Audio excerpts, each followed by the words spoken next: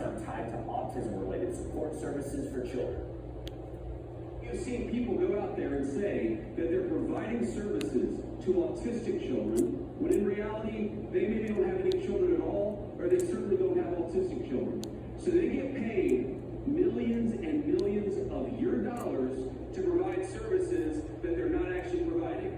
And oh, by the way, what happened to the autistic children and their families who actually need those services? You have been fleeced by your own government for far too long, and we are stopping it every single day. Vance also shared why these initiatives are so important to him. We want to make sure that if you're a poor child or a poor family, you get an opportunity to see a doctor even if money is particularly tight. That's why these programs exist. They exist for American citizens to look after our fellow citizens, and I think that's a great and generous thing about the United States of America. Again, my family has benefited from some of those programs in the past. I'm fighting to preserve the sense that Americans look after Americans, but you know who we don't look after? We don't look after fraudsters. My next guest was there and got a shout out directly from the Vice President himself. We've also got some reporters from the Maine Wire, people who have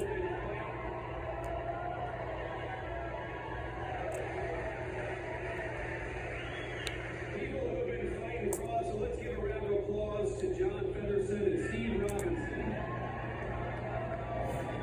Joining me now is Editor-in-Chief of the Maine Wire, it is Steve Robinson. Steve, that felt pretty good.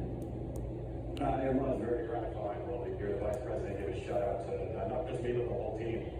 There's so much Medicaid fraud and welfare fraud generally in Maine that it really is a team effort, a group effort. I just wish that the governor's office was as enthusiastic about it as we are, considering she has the whole resources of the Department of Health and Human Resources.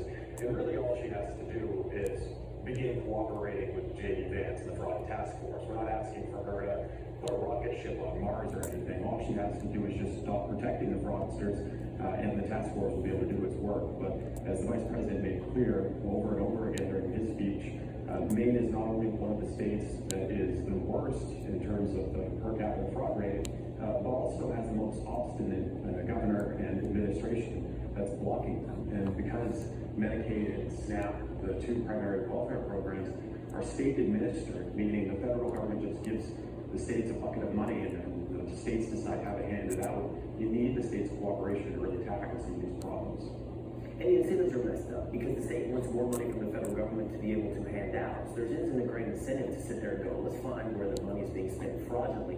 Honestly, that's why he's following on guys like you, or people that are doing reporting like the Daily Wire in Ohio, or Nick Shirley in Minnesota. It's only when the light is shined and then we can get the government to go investigate itself for how poorly it is controlling where our taxpayer dollars go.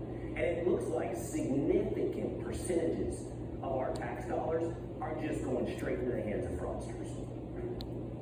Yeah, and I think that the welfare fraud, the dynamic has changed since maybe 10 years ago when I started investigating EBT card abuse. You're no longer looking at people who are hiding their wages, maybe shouldn't qualify for welfare but do, getting paid under the table. It's not just individual one-off fraudsters.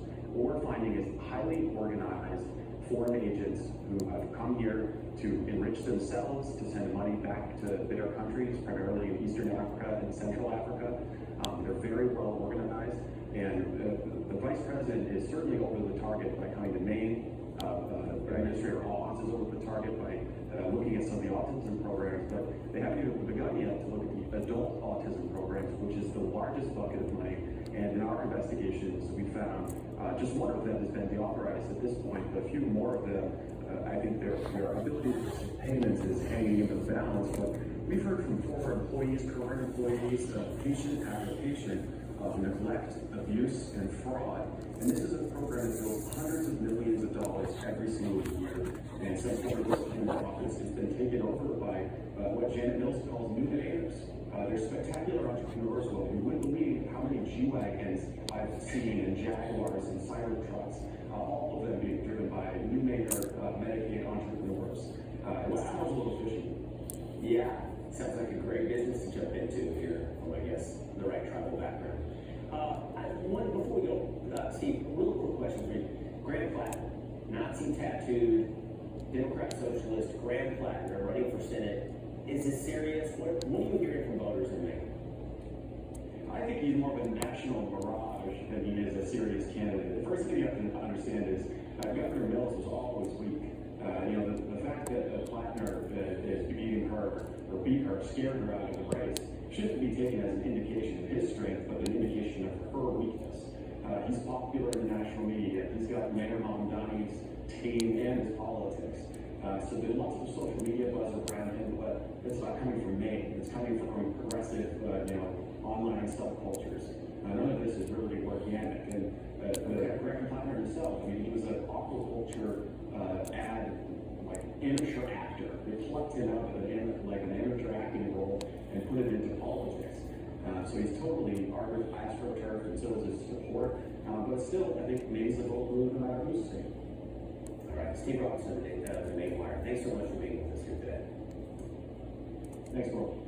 All right, ahead. After Alex Murdaugh's stunning overturned convictions, people close to his surviving son, Buster, called the ruling a nightmare. I speak with retired NYPD inspector and attorney Paul Moore. Next.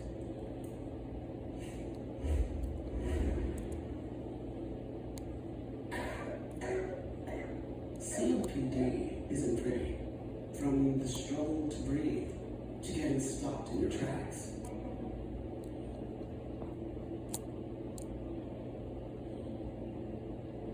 But with Trelegy, I can finally move forward.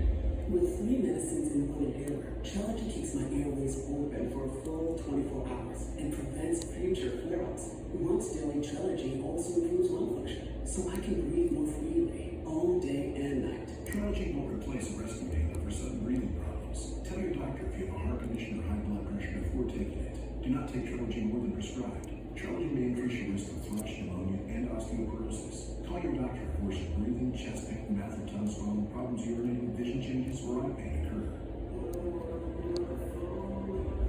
Ask your doctor about once daily Trelegy for COPD, because breathing should be beautiful all day and night. You're asking the right question and greatly impacting the future. Are you certified for this? Technically, no. Especially when it comes to your finances. Are you a certified financial planner? I'm a CFP professional. CFP professionals are committed to acting in your best interest. That's why it's gotta be a CFP. Protecting what you care about is important to you, so it's important to Allstate. That's why we have a plan to protect just about anything with Lifeless Guard. And it's awesome money. The stuff in that apartment you're renting, it's protected. The skull guard, it's protected. And don't worry, that phone's protected too. Protection for just about every part of life, no matter what kind of life you have. If it's important to you, it's important to us. You're in good hands with Allstate.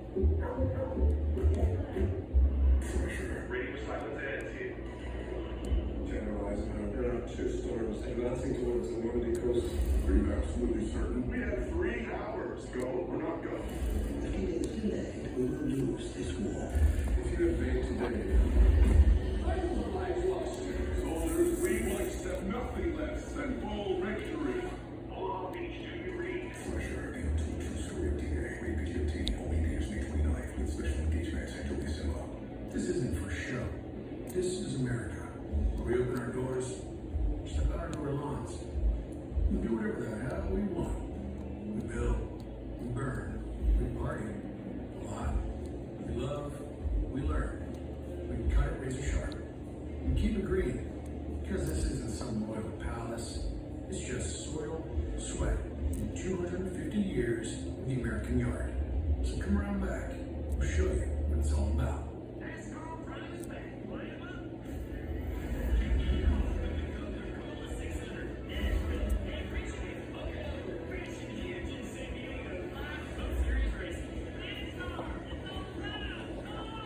Travelers swear by this one trip. What's up with Mom? She's been scrolling travel advice for hours. Now she's got influencer brain. That's my big partner. Go use Kayak. You compare hundreds of sites so you always get a trip right. Kayak. Got that right. Bubba's back, fam. Behind this curtain is an outdated bath and shower. Imagine transforming this eyesore into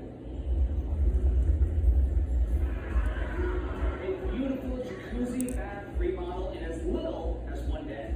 I heard a lot of design options. Yes, jacuzzi has stylish shower walls, designer colors, and premium features Right now, a Jacuzzi will waive installation costs with no interest and no payments for up to a year. Just step right into your easy entry shower at my Jacuzzi. We have durable grab bars, grab shelves. This is a great safety feature. I love this. It's really beautiful. The quality of it, I'm blown away. Best of all, it's from Jacuzzi, the most trusted name in water for over 70 years. Call or go online now to JacuzziBathRemodel.com. We're waiving all installation costs, plus zero interest and zero payments for up to 1 year. Go to JacuzziBathRemodel.com or call 800-784-1066. Make summer grilling unforgettable with beef from Riverbend Ranch, raised the way nature intended, with no hormones and no antibiotics, and delivered straight from our ranch to your table. Riverbend Ranch, real American beef. Rob trusts Prevagen for his brain, and this is his story. I'm Rob. I run a sanctuary for tigers in Southern California. I've been working with tigers for over 30 years. I found I was taking various supplements for my physical health. I wanted to take something for my brain as well. After taking Prevagen, I felt more confident. I felt more in the moment. I stopped taking Prevagen for a while, and I noticed a difference. I got right back home. Prevagen really works. Prevagen has been the #1 selling brain supplement nationwide for over 10 years.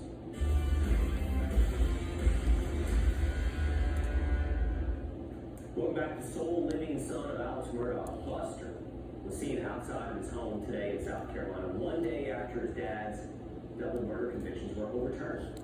Murdaugh had been found guilty for the 2021 killings of his wife Maggie and son Paul. Now, the South Carolina Supreme Court ruling he was denied a fair trial and will now get a second trial. According to the Daily Mail, a source close to Buster reportedly saying he's not happy. This is going to put him through all of this again. He has to relive the hardest years of his life all over. This is a nightmare. How's Buster supposed to move forward to have this happen again? Joining me now is retired Deputy Inspector, host of the Leaky Rap Sheet on Fox Nation, Paul Merle. Paul, this was about a court clerk who apparently did some pretty untoward things in influencing the jury. Yes, so Will, despite the fact that the jury convicted Alex and that the evidence was, in my opinion, quite compelling, we're going to have to do all of this again due to the malfeasance of this person who decided to take it upon herself to influence the system so that she could publicize it for her own gain. She's since been convicted of crimes herself. Unfortunately, didn't do any time. From where I sit, the people of South Carolina, the taxpayers who are going to have to pay to relive all of this and re-adjudicate it, really deserve recompense. Any money that she made, not only from her book deal, but any monies that she made in salary and so on, should be forfeited. Because we should not have to go through all of this again. It was a very painstaking trial with a ton of evidence, and she blew it, and she's part of the system. And frankly, from where I sit, I think a lot of others, she really hasn't paid for that. Yes.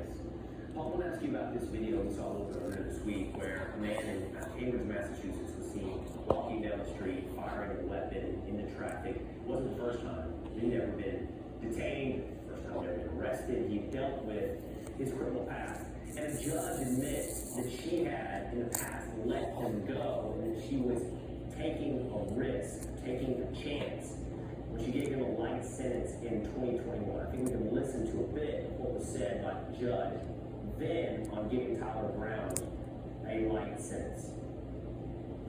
Look into the crystal ball and figure out what's going to happen once you get out. But I do understand that I am taking a risk here. And I just pray that my intuitions are right. They weren't right, Paul. They weren't right. No, they weren't even close to right. And now, of course, the judicial system up there is circling the wagons. You have everybody's retired that's involved in this at the judicial level. And I think one of the things that the public is now becoming aware of, as we've seen not only at the state level but at the federal level, is that these judges that we're appointing who go through college, go into law school, serve somehow related to as public defenders or on the prosecutorial side, and then manage through various political machinations, end up on the bench, have no idea what it's like to live in the real world. And I'm sorry to be so harsh, but we're seeing it over and over again. And the best thing we can do is to name them so that people can see who it is that is deciding what the level of safety is for common citizens in this nation. The former head of the Massachusetts Sentencing Commission, somebody named Jack Lew, was out there saying, this is justice. This was the system working. This is not the system working when a recidivist like this can look out into traffic with a semi-automatic weapon and start shooting at people in their car.